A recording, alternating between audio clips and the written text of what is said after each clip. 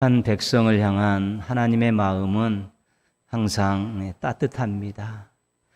우리가 예레미야 29장 11절을 보면 우리 하나님의 마음을 알 수 있습니다.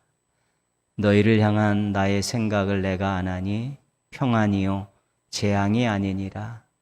너희에게 미래와 희망을 주는 것이니라. 평안하기를 원하시고요. 소망 갖고 살기를 원하시고 아름다운 미래를 맞이하기를 원하시는 것입니다. 그래서 우리가 이 하나님의 마음을 알면 행복합니다.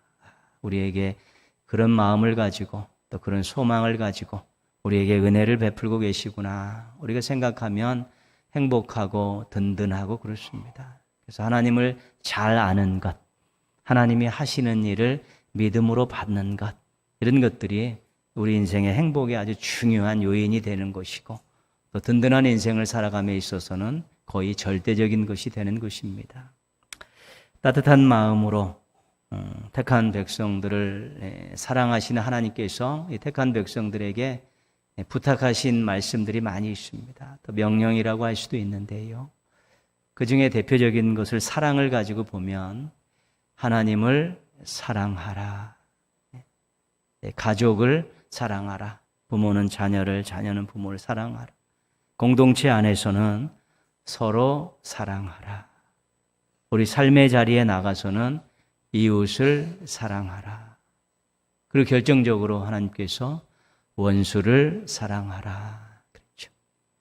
하나님께서 사랑으로 우리를 권고하시고 우리를 택하시고 도우시면서 우리로 하여금 이 택한 백성들인 우리로 하여금 사랑하며 살기를 원하시는 것입니다. 많은 사람들과 더불어서 사랑하며 살기를 원하시는 것입니다. 사랑의 하나님을 본받고 살기를 원하고 아버지 하나님을 닮아가기를 원하시는 것입니다. 우리가 창세기 12장에서 하나님께서 아브라함을 택하시면서 그 택한 목적에 대해서 말씀하신 내용이 있습니다. 땅의 모든 족속이 너로 말미암아 복을 얻을 것이라. 택함 받은 아브라함은 엄청나게 많은 약속을 받았습니다. 세상에서 얻을 수 없는 그 많은 약속을 받았는데 그러고 나서 하나님께서 그 복을 주신 이유는 땅에 있는 많은 사람들이 너 때문에 복을 받았으면 좋겠다. 너 인생은 이제 너만의 인생이 아니라 축복의 통로다. 복을 흘려들이 보내는 인생이고 사람들을 복받게 하는 인생으로 살아야 된다. 그렇게 말씀하고 계신 것이죠.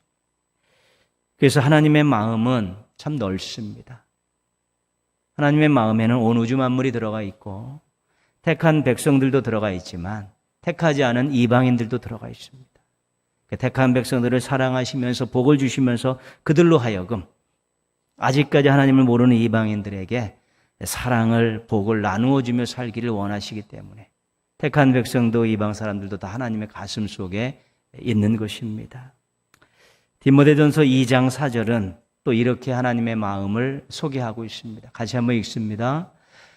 하나님은 모든 사람이 구원을 받으며 진리를 아는 데에 이르기를 원하시느니라. 아멘. 예. 하나님께서 모든 사람이 구원을 받고 진리를 아는 데에 이르기를 원하신다. 그렇게 말씀하셨습니다. 사람들마다 다 다릅니다. 피부 색깔도 다르고 성격도 다르고 인간적인 조건들이 다 다르지만 그것 상관없이 하나님은 모든 사람이 구원을 받고 진리를 알고 진리를 따라 살기를 원하신다는 것이죠. 하나님 마음속에는 모든 사람들이 다 들어가 있는 것입니다. 그래서 우리가 실은 하나님의 마음으로 세상을 보면 아름다워야 하는 것이죠. 서로 사랑하고 또 복을 나누어 주며 사니까 하나님의 마음을 가지고 보는 세상은 아름다운 세상이 돼야 됩니다. 그런데 현실은 그렇지 않습니다. 우리가 살고 있는 세상은 그렇지 않습니다. 미움과 탐욕이 사람들을 이용하면서 그런 세상이 되지 못하게 하는 것이죠. 하나님의 마음은 여전히 사랑과 복을 나누어 주고 또 그렇게 살기를 원하고 서로 그렇게 살기를 원하시는데 또 악한 자들, 악한 세력들이 있고 또 그것을 받아들이지 못하는 사람들이 있고 탐욕에 사로잡혀 있고 교만한 사람들이 있어서 세상이 그렇게 하나님이 원하시는 아름다운 세상으로 아직까지는 되어지지 않는 것입니다. 그래도 현실은 아니지만 우리들은 사랑과 복이 넘치는 세상을 꿈꾸며 살아야 되고, 하나님께서 그런 세상을 만들기를 원하신다는 생각을 꼭 잊지 말고 자신의 삶의 자리에서부터 또 사랑과 복을 나누어 주는 그런 실천의 삶을 살아야 되는 것입니다. 우리는 작지만 하나님께 받은 복과 사랑이 있기 때문에 그것을 조금씩 나누어 주는 것, 그래서 나중에는 하나님 기뻐하시는 아름다운 세상의 모습들을 만들어가는 것, 우리에게 주신 사명이라고 우리가 꼭 받고 실천하며 살아야 되는 것입니다. 사랑과 복이 넘치는 세상을 꿈꾸면서 작은 노력들을 하며 사시기를 주님의 이름으로 부탁드리겠습니다. 오늘 말씀에서 또 깊은 하나님의 마음을 우리가 알게 됩니다. 이사야가 활동하던 시기는 북쪽에서는 전쟁이 항상 일어났습니다. 아수르라는 강대국이 주변에 있는 나라들을 전부 다 속국으로 만들고 폭력 정치로 그들을 이제 식민지화 시켜가고 있죠. 그 주변에 있는 나라들이 서로 연합을 해서 아수르에게 대항을 했지만 역부족이었습니다. 그 말발굽알에 다 짓밟혔고 그 앞에 다 무릎을 꿇는 그런 일들이 있었죠. 아람이라는 나라는 멸망을 했고 북이스라엘도 결국은 아수르에게 멸망을 당하고 남한국도 아수르의 침략을 받는 그런 일들이 생겨난 것이죠. 북쪽에는 지금 전쟁이 한참인데, 그런 피비린내 나는 전쟁이 한창인데 하나님께서 이사야에게 말씀을 주시면서 내가 정한 때 이런 일이 있을 것이고 나는 이러한 미래를 꿈꾸며 열심을 다하고 있다라고 말씀해 주고 계신 것입니다. 하나님이 꿈꾸는 미래, 또 하나님께서 원하시는 세상이 어떤 것인가? 우리 2절 말씀 한번 보시면요. 말일에 여호와의 전에 산이 모든 산꼭대기에 굳게 설 것이요 모든 작은 산 위에 뛰어나리니 만방이 그리로 모여들 것이다. 하나님이 계신 성산으로 많은 사람들이 몰려드는 그 날이 있다는 것입니다. 그 때가 있다는 것이 하나님이 정하신 때고 하나님이 원하시는 때입니다. 그러면서 그들이 몰려가는 사람들이 하는 말이 3절에 기록이 되어 있죠. 많은 백성이 가며 이르기를 오라 우리가 여호와의 산에 오르며 야곱의 하나님의 전에 이르자. 그가 그의 길을 우리에게 가르치실 것이라. 우리가 그 길로 행하리라. 이 말씀을 보면 믿는 사람들이 하는 말 같습니다. 야, 하나님께 가자. 말씀 배우자. 말씀대로 살자.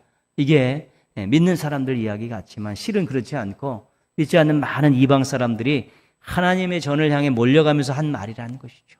하나님 앞에 모이자. 말씀을 배우고 가서 그 말씀대로 살아보자라고 그렇게 몰려들면서 하는 것이죠. 우리가 그림을 그리면 장관입니다. 하나님 성산에 하나님 좌정하고 계신데 세계의 많은 만민들이 다 오르면서 하나님의 전으로 향해 가자라고 들썩들썩 거리고 가서 말씀을 배우고 그 말씀대로 한번 살아보자라고 다 같이 외치면서 이 모여드는 그런 것을 우리가 그릴 수 있게 되는 것입니다. 하나님 앞에 만백성이 몰려와 말씀을 듣고 결단하는 그런 날들을 하나님께서 원하고 계시고 또 그런 날들을 위해서 하나님은 하나님의 방법으로 열심을 내고 계신 것이고요. 오늘날 우리 택한 백성들, 교회와 성도들도 또 그런 날 또 그런 시대를 꿈꾸면서 나름대로 각자의 삶에서 열심히 살고 있는 것입니다. 결국 만백성이 하나님 앞으로 모여들게 될 때 그들의 마음은 이미 변화가 생겼습니다. 이렇게 살아서는 안 되겠다.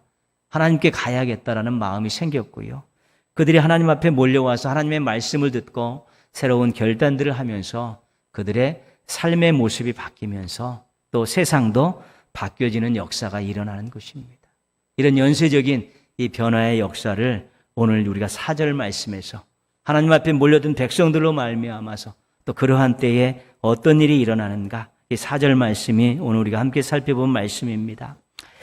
그가 열방 사이에 판단하시며 많은 백성을 판결하시리니, 같이 읽겠습니다. 무리가 그들의 칼을 쳐서 보습을 만들고 그들의 창을 쳐서 낫을 만들 것이며 이 나라와 저 나라가 다시는 칼을 들고 서로 치지 아니하며 다시는 전쟁을 연습하지 아니하리라. 아멘. 네. 읽은 말씀은 한마디로 말하면 평화를 말하는 것입니다. 평화로운 세상을 말씀하고 계신 거예요. 즉 북녘 땅에는 아수르로 인해서 계속해서 전쟁이 일어나는 상황인데 남쪽에 있는 백성들을 책망하시면서 내가 원하는 세상은 이런 세상이고 앞으로는 이런 세상을 만들어 가야 된다라고 강력하게 촉구하고 계신 것입니다. 평화라는 것을 이야기할 때는 정말 그 범위가 넓어서 정의가 아주 다양하게 나올 수 있습니다. 그러나 평화를 이야기하면서 빼놓지 않아야 될 것은 폭력이라는 것입니다. 폭력. 폭력이 없는 것, 그것이 평화이고 폭력의 원인을 해결하는 것, 그것도 평화입니다. 폭력이 없는 것은 소극적인 평화고 폭력의 원인을 제거하는 것은 적극적인 평화고 그렇습니다. 그래서 우리 평화를 이야기할 때 항상 폭력을 빼놓을 수 없는 것이죠. 성경은 폭력이 창세기 4장 가인으로부터 시작됐다라고 이야기하죠. 성경의 처음도 폭력을 이야기합니다. 동생을 쳐서 죽이는 그런 폭력적인 그런 가인의 모습들이 나오고 그 외에도 계속 폭력을 통해 자기 이득을 챙기고 권력을 유지하는 사람들이 계속 일어나서 세상이 악해지니까 노아 홍수도 일어나는 것이고 바벨탑 사건도 일어나고 그러는 것입니다.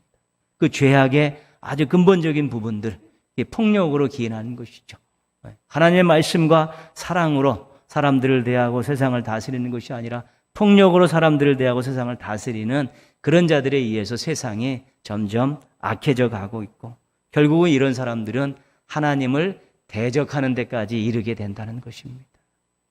오늘 우리가 살고 있는 세상에 얼마나 많이 우리가 주변에서 폭력을 경험합니까? 옛날에는 살기 어려웠지만 따뜻하고 정이 있었 좋은 그런 감정들을 많이 가지고 있죠. 요즘은 위층 아래층 소리 난다고 싸우다가 때리고 죽이고 이런 일이 있고 주차하다가 운행하다가 폭력이 심심치 않게 일어나고 있고요.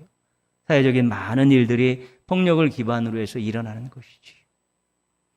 우리가 또 영화나 드라마나 소설 같은 거 많이 보지만 요즘은 굉장히 폭력적인 것들이 많습니다.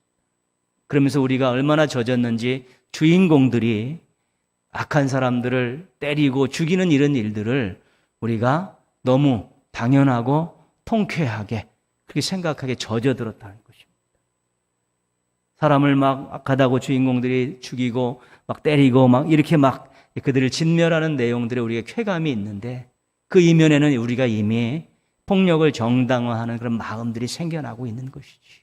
그것에 무서움이 없는 것입니다. 그게 당연하다고 생각하게 젖어들면서 우리가 오랜 세월 이 문화 속에서 그렇게 살고 있기 때문에 어떻게 누구를 한 대 때리고 해코지하는 것들에 대한 죄책감들이 점점 무뎌져 가고 있고요. 이것이 얼마나 하나님 보시기에 부끄럽고 죄송스러운 일이고 사악한 일인가에 대한 그런 경계감들이 없이 그냥 막 해버리는 것입니다. 개인과 사회와 국가가 늘 폭력이 있어 왔고 실은 그 폭력에 희생자들이 늘 있었던 것이죠.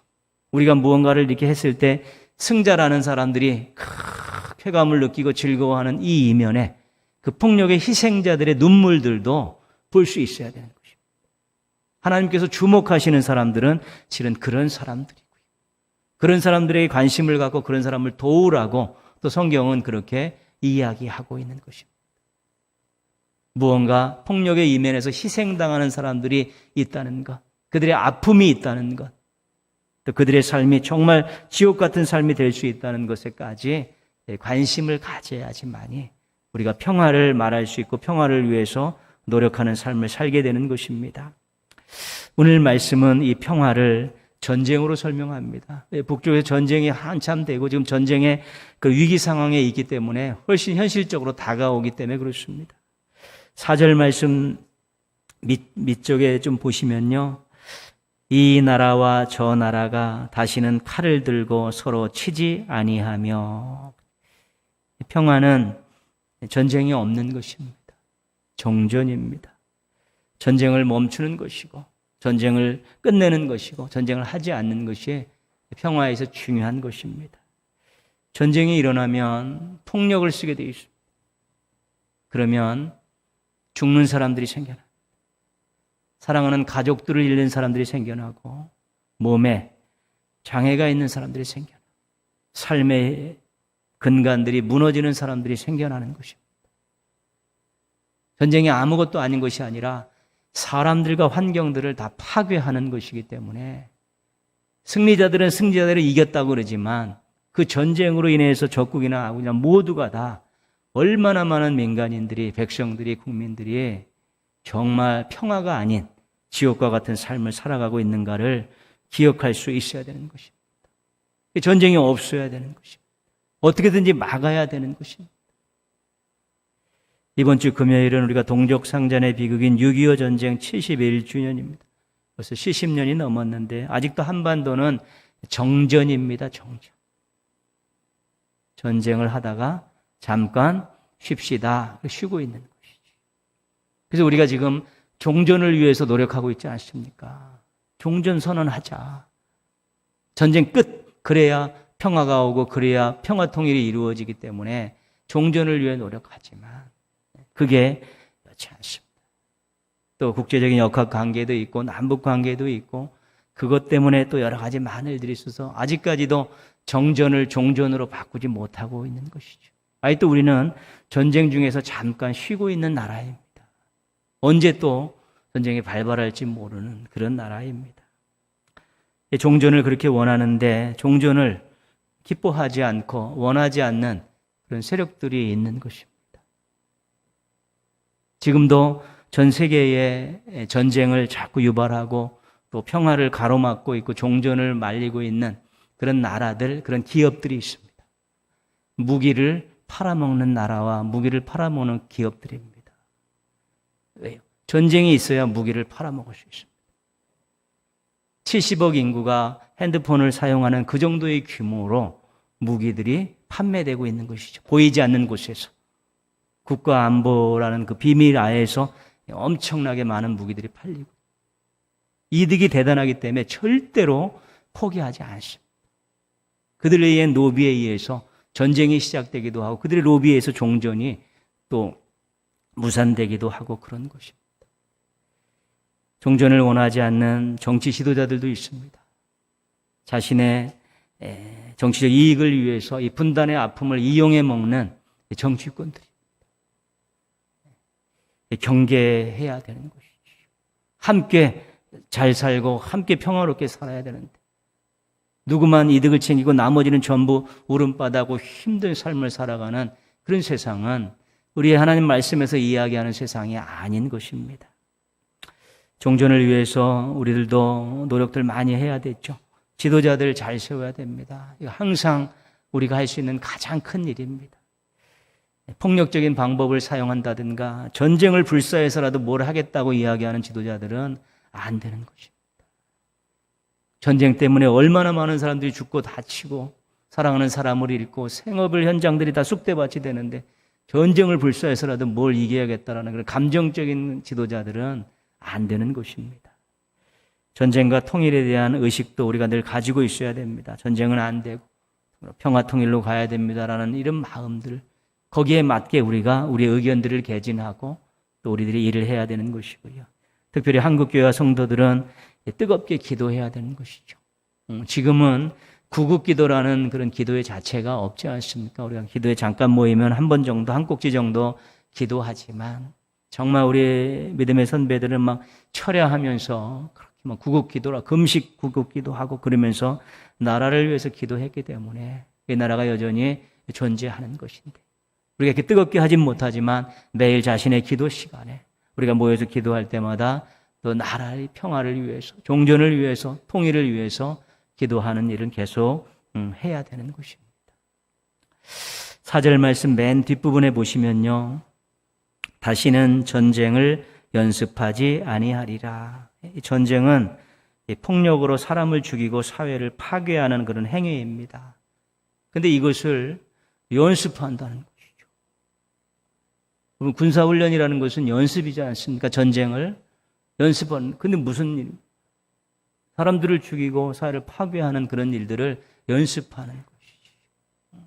우리 젊은이들, 아들들 군대 가지만 실은 또 좋은 또 인생의 하나의 그런 단절된 그런 경험들을 하는 것도 있지만 원칙적으로 따지면 전쟁을 연습하러 가는 빨리 종전이 되고 평화통일이 되면서 군대로 우리 젊은이들이 가서 전쟁을 연습하는 일에 또 시간을 쓰지 않고 생산적인 일에 시간을 쓰도록 해야 되는 것입니다.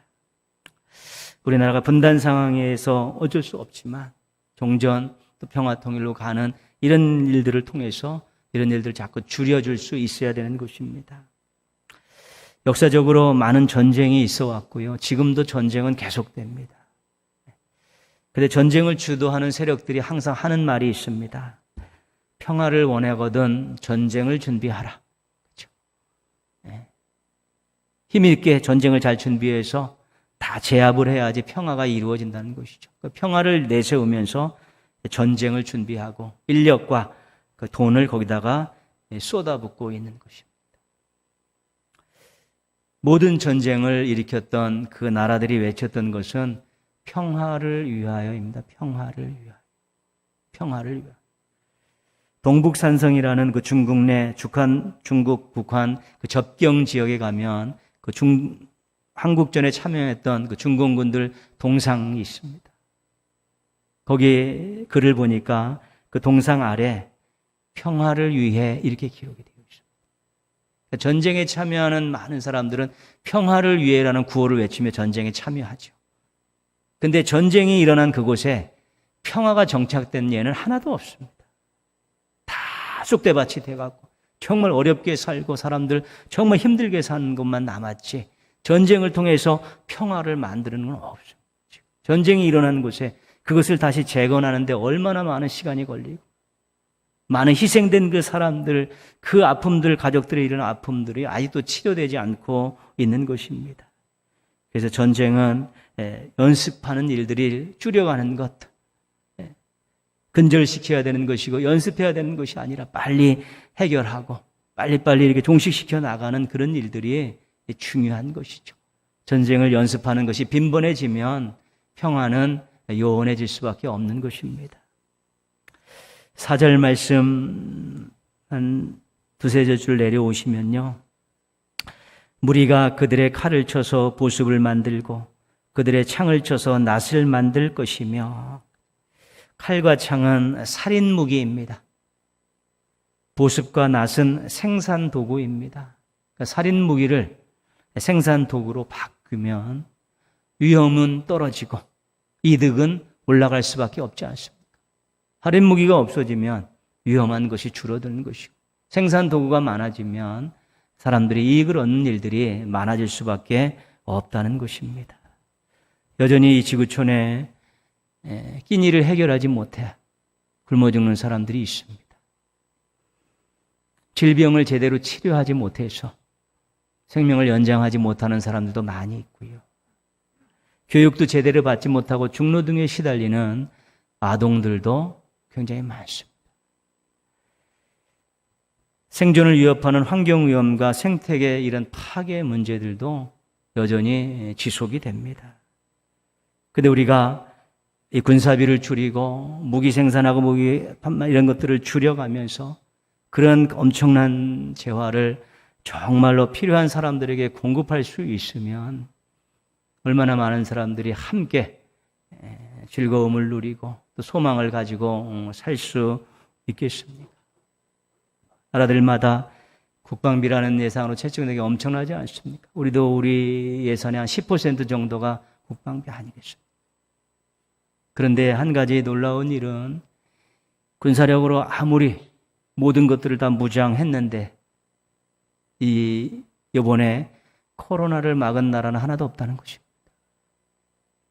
핵을 준비하고 어느 나라도 범접할 수 없는 군사력을 다 갖추었는데 그 군사력 가지고 코로나를 막은 나라는 없다는 것이죠.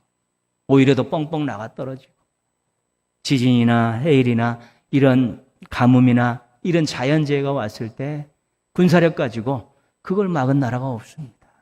그런 것에는 아무짝에도 쓸모없는 것들이죠. 그런 것들을 줄여서 예방하고 자연재해를 막고 생태계를 또 회복시키고 또 질병들을 또 연구해서 막는 이런 데 쓰면 사람들이 더 행복하고 더 평화를 많이 누릴 수 있지 않겠습니까? 살인 무기를 생산 도구로 만드는 이러한 일들, 우리가 쓰고 있는 많은 이런 전쟁과 관련된 그런 예산들을 이렇게 좋은 생산적인 부분에 사람들을 살리고 환경을 개선하는데 전용할 수 있으면 훨씬 더 평화를 맛보고 행복한 세상을 만들어갈 수 있게 되는 것입니다. 하나님의 바람이 평화로운 세상을 위한 전쟁에 대한 우리 생각들을 우리 신앙인들이 분명하게 가져야 됩니다. 쉽게 이야기할 것이 아닙니다. 폭력이 난무하고 전쟁이 일어나는 일들은 다 같이 죽는 일이고, 그래서 하나님께서 그것에 대해서 긋고 또 반대하시면서 아름다운 세상을 제시하고 계신 것입니다. 우리나라도 이 분단과 전쟁으로 인해서 엄청난 피해를 보지 않았습니까? 지금 경제적으로는 우리가 많이 회복이 되고 이제 더 이게 성장해서 엄청난 기적과 같은 일들을 세상에 보여주었습니다. 그런데 정신적인 이 아픔은 치유가 아직도 멀었습니다.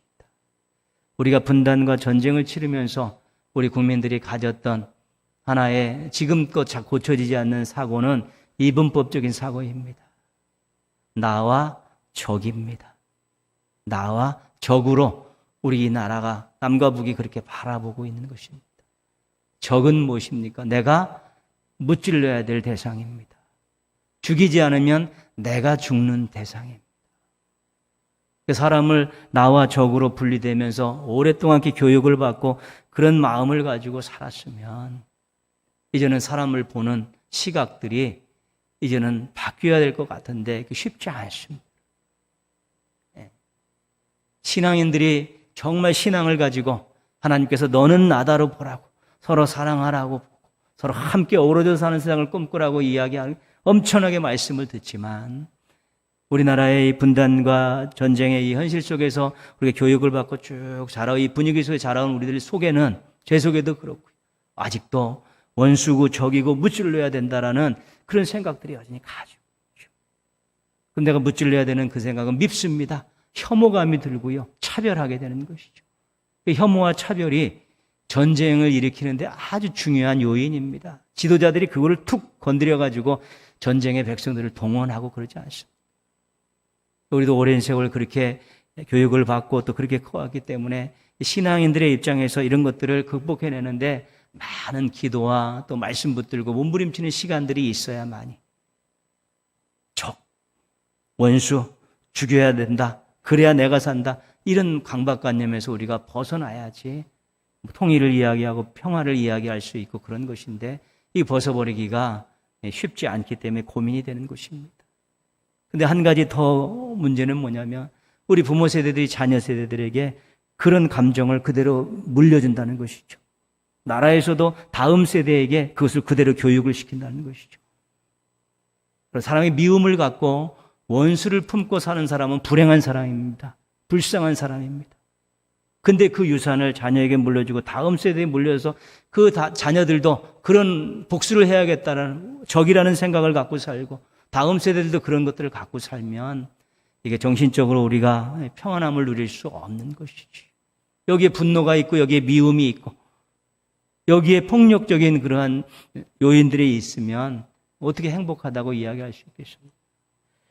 그래서 우리가 먼저 하나님 앞에서 정말 하나님 받은 은혜와 사랑을 기억하고 하나님이 사람들을 어떻게 대하고 세상을 어떻게 바라봐야 된다는 것을 알고 우리가 조금씩 그런 것들을 내려놓고 변화시켜 나가야지 우리가 하나님의 뜻에 맞춰 사는 사람들이지 세상이 교육하는 대로 사는 사람들이 아니라는 것이죠. 하나님 원하시는 대로 사는 것이지 환경이 되는 대로 쫓아 사는 사람들이 아니기 때문에 그런 노력들을 계속 해야 되는 것입니다. 결국은 사람이 중요한 것 아니겠습니까? 폭력을 하는 사람도 사람이고 폭력을 당하는 사람도 사람입니다. 폭력을 하는 사람이 멈추고 또 폭력을 당하는 서로 얼싸안고 서로 안아주는 그렇게 될 때 이게 평화가 이루어지는 것이죠. 법으로 폭력을 절대도 안 되지 않습니까? 얼마나 많은 법을 만들고 얼마나 많은 우리 교도소를 만들어야지만 해결될까요? 그렇게 해결되는 것들이 아니에요. 이 속에서 그런 악감정들, 그런 원수 맺는 마음들을 이게 녹여내는 일들이 아니면 이게 쉽지 않습니다. 그렇기 때문에 하나님의 크신 사랑을 받고 원수까지 사랑하라는 명령을 받은 교회와 성도들이 평화의 적임자들인 것입니다.